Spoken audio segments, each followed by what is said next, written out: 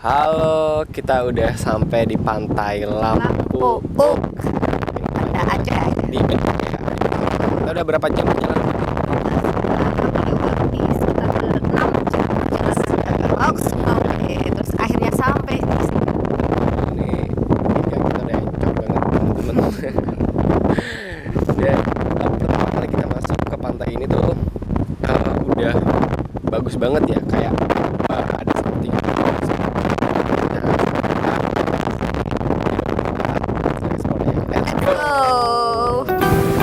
Halo Sobat YPP, jumpa lagi di episode YPP Goes to Aceh Part 3. Perjalanan kali ini kita akan keliling Banda Aceh dan mengulik tempat wisata favorit yang ada di sini nih. Hehe. Entah kenapa kita kurang beruntung. Kita belum jadi explore nih Sobat YPP karena tiba-tiba datanglah badai. Anginnya kenceng banget dan ombaknya juga besar. Setelah kita tadi opening on cam ya, padahal tadi tuh cuaca masih cerah banget dan nggak ada tanda-tanda apa, tapi tiba-tiba itu angin kenceng sama hujan. Tiba-tiba badai. Hujan di sini bukan badai, hujan sama angin. Nah, kita lihat teman-teman di sini pada ngungsi. Cara Coba kita tunggu beberapa waktu, mudah-mudahan cuaca membaik. awan juga pada gelap banget teman-teman. Kita tunggu beberapa menit lagi ya, semoga aja hujannya reda dan kita bisa ekspor. Soalnya sekarang udah jam 5 lewat 10 menit.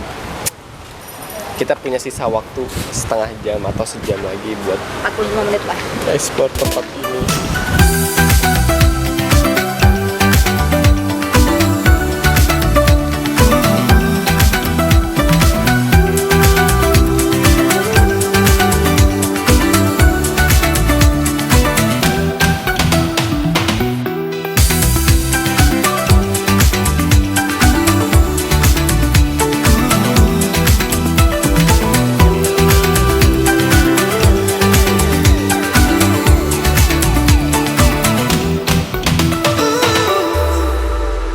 Udah setengah jam kita nunggu, tapi tetap aja ini hujan gak reda-reda guys. Ya, masih gerimis, angin masih kencang, ombak masih tinggi dan sunset pun tidak terlihat di sore hari ini. Iya. Kita tadi udah kesana ya, nekat basah-basahan. Gerimis mengundang ya. Betul. Tapi karena ya semakin kenceng ya angin, kita balik ya. Yaudah, kita see you di next trip selanjutnya, oke? Karena hari sudah petang dan kondisi cuaca yang masih angin dan hujan, jadi kita tidak banyak bermain di pantai tadi sob. Selanjutnya, kita melanjutkan perjalanan menuju penginapan.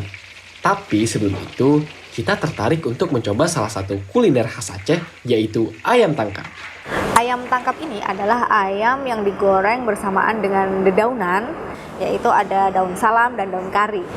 Selain ayam tangkap ini, di sini juga ada beberapa menu yang ada di sini. Kita akan mencoba ayam tangkap dengan menu-menu kuliner khas Aceh lainnya.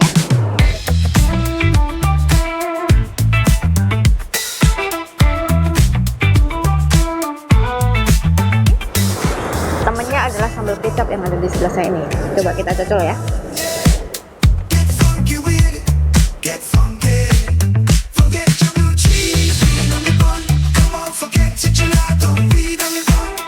Ini kata Bang Rama, kenapa dinamain ayam tangkap?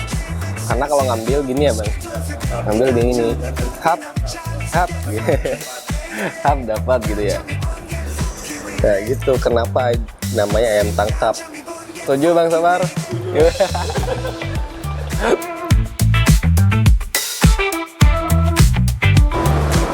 Ini udah nyobain beberapa suap guys, ayam tangkap. Sebenarnya rasanya tuh nggak jauh beda ya sama beberapa ayam goreng lainnya.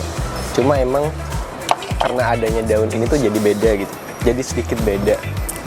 Jadi kayak ada wangi-wanginya gitu kan ya, kayak ada wangi-wangi gitu.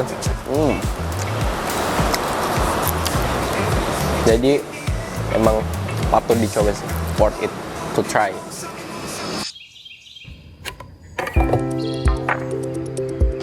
Oke, keesokan harinya kita bangun pagi-pagi karena kita masih punya sisa waktu untuk mengunjungi destinasi wisata lain. Nah, yang masih penasaran, tonton terus sampai habis ya sob.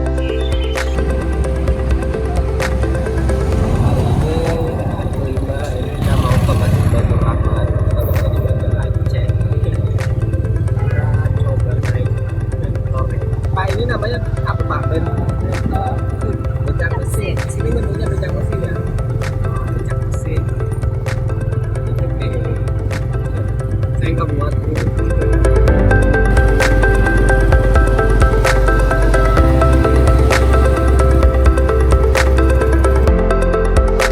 Aku sama Alvan lagi ada di Masjid Raya Baitur Rahman, Banda Aceh. Nah, di sini bagi para pengunjung yang mau masuk ke area masjid itu wajib berbusana muslim. Yang perempuan wajib menggunakan hijab dan rok. Nah, tapi sobat YPP yang kebetulan tidak memakai rok, petugas menyediakan rok untuk para pengunjung tersebut seperti saya sekarang ini. Seperti ini.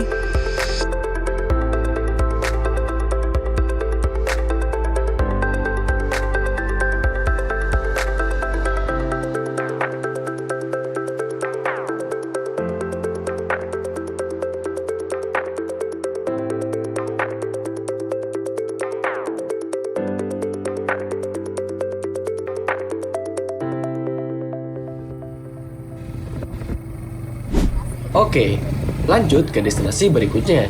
Kita akan mengunjungi sebuah museum yang jaraknya tidak jauh dari Masjid Baitur Rahman, yaitu Museum Tsunami Aceh. Ternyata tutup. Ya, sayang banget ya. Karena di sini memang di Museum Tsunami ini tutup tiap hari Jumat. Jadi hanya buka hari hari Senin sampai Sabtu ya. Enggak, bukanya berarti dari hari Sabtu sampai Kamis gitu. Oh ya, hari Sabtu sampai Kamis ya udah. Bener. Tapi ini kita boleh masuk cuma untuk di luar aja.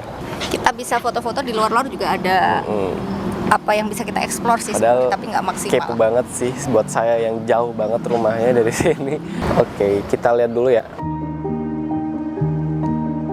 Helikopter milik polisi yang akan digunakan untuk memantau kondisi gempa sebelum tsunami ini terlambat terbang dikarenakan jarak waktu antara gempa dengan tsunami hanya sekitar 30 menit. Sehingga helikopter ini ikut terdampak tsunami sob. Ternyata Museum Tsunami Aceh ini didesain oleh Bapak Muhammad Ridwan Kamil, teman-teman.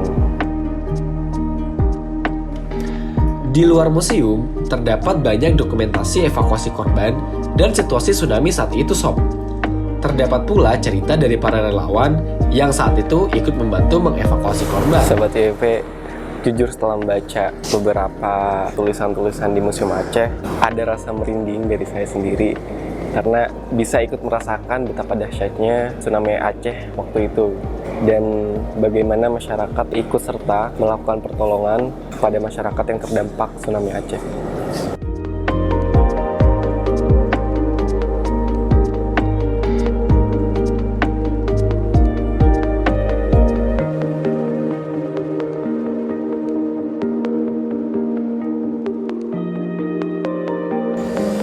Wah, what a day. Tadi kita udah mau pulang, tapi alhamdulillah kita dapat izin buat masuk, buat lihat-lihat sebentar aja ke dalam. Karena ya lumayan ya buat experience, buat lihat-lihat di dalam museum seperti apa. Oke, kita lihat dulu. Nah, kalau kemarin kita kurang beruntung, hari ini kita beruntung sob. Karena pihak museum memberikan izin khusus kepada kita untuk masuk ke dalam museum.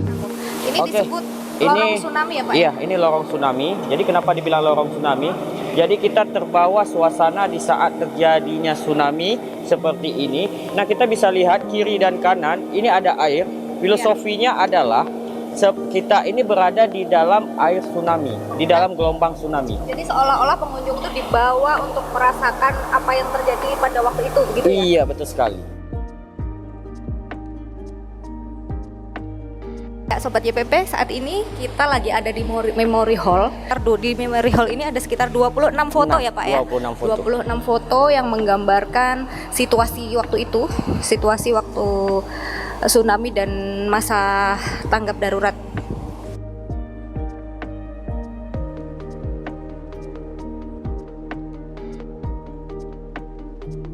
Ini ruang sumur doa. Ini kenapa dibilang ruang sumur doa? Ini bentuknya seperti sumur dan di sini juga ada para korban tsunami. Jumlahnya 3.600 nama. Oke, 3.600 nama yang tertulis di sini. Iya. Nah, Sobat YPP, ini merupakan sumur doa. Di dalam ruangan ini tertulis korban ya, para korban Ya, tsunami Aceh 2004 lalu. Mungkin memang tidak semua, tapi di sini sudah cukup menggambarkan betapa banyaknya korban tsunami waktu itu ya Pak Rahmat ya. Iya, betul. Di saat itu terjadilah musibah yaitu tsunami. Jadi rakyat Aceh ini bertambah-tambah penderitaan mereka. Mereka bingung di saat itu. Di saat konflik, orang Aceh tidak bisa keluar kemana-mana. Orang luar pun tidak bisa ke Aceh. Ditambah lagi dengan tsunami, harta benda keluarga mereka hilang, pekerjaan mereka hilang, dan masa depan mereka tidak tahu seperti apa dan arah kemana. Inilah yang disebut namanya lorong kebingungan. Sobat YPP. Nah, inilah disebut namanya jembatan perdamaian, menghubungkan perdamaian. Di atas ada 54 negara yang membantu Aceh setelah tsunami seperti logistik, obat-obatan dan pembangunan.